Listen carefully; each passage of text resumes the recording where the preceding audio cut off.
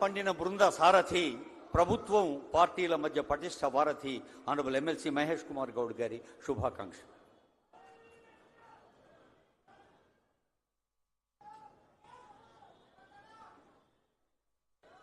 అందరికీ నమస్కారం.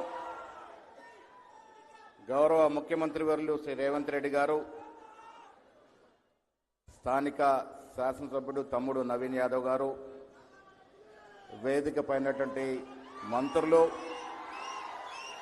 పెద్దలందరికీ నమస్కారాలు.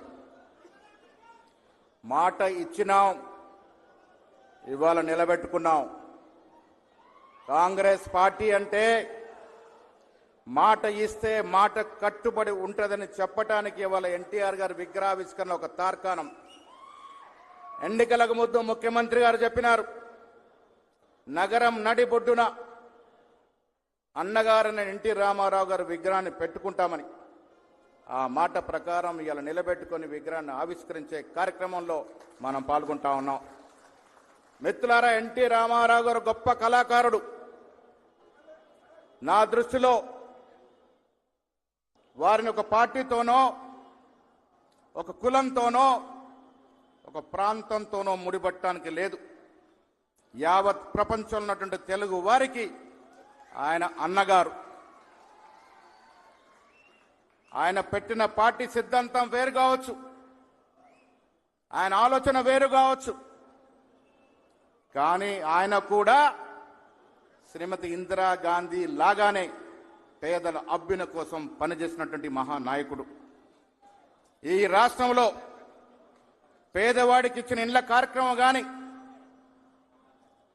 ₹2 కిలో బియ్యం కార్యక్రమం కానీ, అలాంటి ఎన్నో కార్యక్రమాలు పేదవారికి ఇచ్చి పేదవారి గుండెల్లో చిరస్థాయిగా నిలిచిపోయినటువంటి మహానాయకుడు ఎన్టీ రామారావు గారు. మిత్రులారా, కాంగ్రెస్ పార్టీ సంస్కృతి కళల్ని, కళాకారుల్ని గౌరవించుకోవడం అరుదైన గౌరవంగా ఇలా నడిబొడ్డున ఎన్టీ రామారావు గారి విగ్రహాన్ని ఆవిష్కరించుకోవడం అంటే యావత్ తెలుగు జాతిని గౌరవించినట్టుగా భావించాల్సిందా ఈ సందర్భం మనవి చేస్తా ఉన్నాను.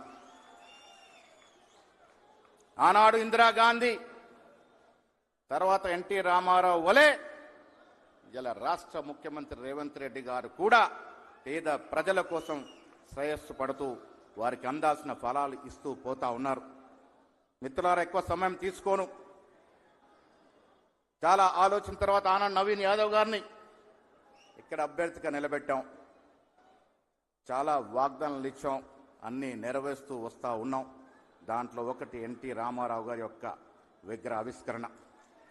మీకు తెలుసు, రేవంత్ రెడ్డి గారి నేతృత్వం ఎంత గొప్ప మెజారిటీతో జూబ్లీహిల్స్ గెలిచామో, అదే మాదిరిగా వచ్చే ఎన్నికల్లో రాష్ట్రం మొత్తంలో 100 సీట్లకు తగ్గకుండా గెలిచి కాంగ్రెస్ పార్టీకి రాష్ట్రంలో తిరుగు లేదు అనేటువంటి నిదానాన్ని స్థాపించబోతా ఉన్నాం. మిత్రులారా,